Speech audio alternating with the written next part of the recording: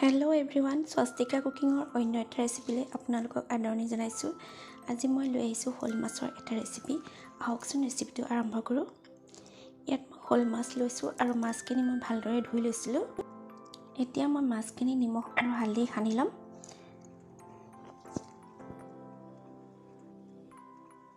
মাছখিনি এদৰে মই এতিয়া নিমখ হালধিখিনি ভালদৰে সানি ললো। এতিয়া মই গেছত কেৰাহী এখন পাতি লৈছো আৰু তাত অলপমান মিঠাতেল দি লৈছো আৰু এতিয়া মই মাছখিনি ফ্ৰাই কৰি লম।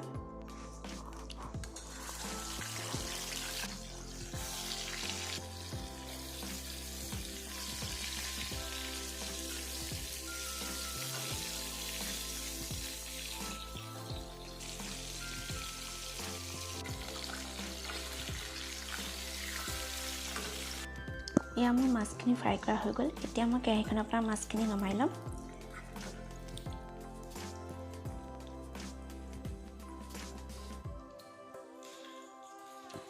এয়া কেৰাহীখনত মোৰ মাছ ভজা তেল অলপ থাকি গৈছিলে, সেই তেলখিনিতে মই আলুখিনি এয়া ফ্ৰাই কৰি লৈছোঁ।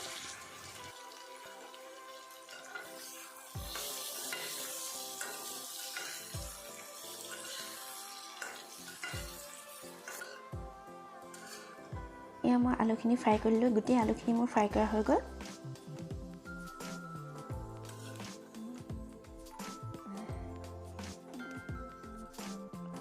মই এতিয়া অকণমান তেল দি দিছিলোঁ। ইয়াতে মই কেইটামান পাঁচফোৰণ আৰু এটা শুকান জলকীয়া দি লৈছোঁ আৰু এতিয়া মই ইয়াতে কাটি লোৱা পিঁয়াজ এটা দি দিছোঁ আৰু পিঁয়াজখিনি ৰঙচুৱা হোৱালৈকে মই এতিয়া অকণ ভাজি ল'ম।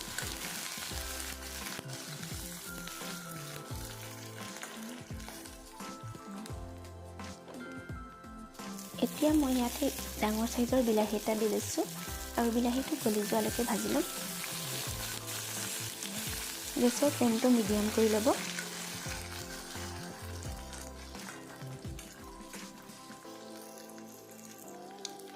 ইয়াতে মই 1 চামুচ হালধি দিছোঁ। হালধিখিনি দিয়াৰ পাছত মই ভালদৰে মিক্স কৰি ল'লোঁ। মই এতিয়া খুন্দি লোৱা 1 চামুচ আদা নহৰু পেষ্ট দি লৈছোঁ আৰু এইখিনি মই এতিয়া ভালদৰে মিক্স কৰি লৈছোঁ। আদা নহৰু কেঁচা গোন্ধটো যোৱালৈকে এইখিনি অকণমান এতিয়া মই ভাজি ল'ম। এয়া চাওক, বিলাহীখিনিৰ পৰা তেল ওলাই গৈছে। এতিয়া ইয়াত মই ভাজি লোৱা আলুকেইটা দি লৈছোঁ। আলুখিনি এতিয়া বেছি দেৰি ভাজিব নালাগে, কাৰণ আলুখিনি আগতে অলপ ভজাই আছিলে। আলুখিনি মছলাখিনিৰ লগত ইয়াত 2 মিনিটমানৰ কাৰণে মই এতিয়া ভাজি লৈছোঁ।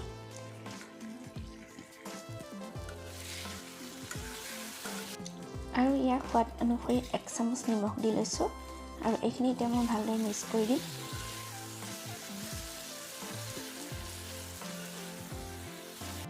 এইখিনি এতিয়া ভজা হৈ গৈছে। ইয়াত মই এতিয়া অলপমান গৰম পানী দি লৈছোঁ। পানীটো নিজৰ হিচাপ মতে দি ল'ব। মই বেছি জোল নকৰোঁ, মই অলপমান গ্ৰেভি নিচিনা ৰাখিম আৰু এইখিনি এতিয়া মই উতলিবলৈ দিম।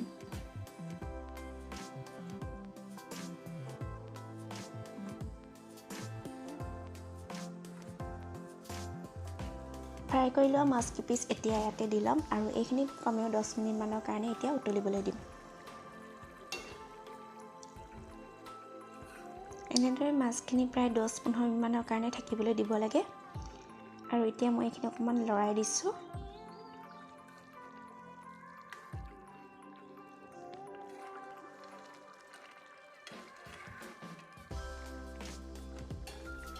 দহ মিনিটৰ পিছত দেখাইছোঁ, চাওক কালাৰটো অলপ চেঞ্জ হৈ গৈছে। ইয়াত এতিয়া মই এটা কেঁচা জলকীয়া দি লৈছোঁ আৰু 1 চামুচ জালুকৰ গুড়ি দিছোঁ। এইখিনি এতিয়া অকণমান লৰাই দিছোঁ আৰু 5 মিনিটমানৰ কাৰণে ঢাকনি লগাই কম জুইতে অকণমান সময়ৰ কাৰণে ৰাখি দিম। এয়া চাওক, 5 মিনিটৰ পিছত আকৌ এবাৰ দেখাইছোঁ। মাছৰ জোলকণ খাবলৈ খুব সোৱাদ হৈছিলে। আপোনালোকেও এনেদৰে বনাই খাব আৰু কেনেকুৱা পালে কমেণ্ট কৰি জনাব।